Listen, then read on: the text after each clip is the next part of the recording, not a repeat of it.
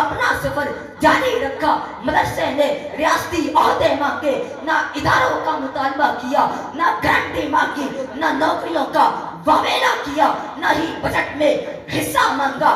اہل مدارس نے مظاہروں اور ہڑتالوں کی بجائے صبر کیا اور توکل علی اللہ پر عمل کیا. قوم کی پائی پائی جوڑ کر ملک کے طول و عرض میں اپنے وجود سے تعلیم و تربیت اور حب وطنی کا کردار پیش کیا.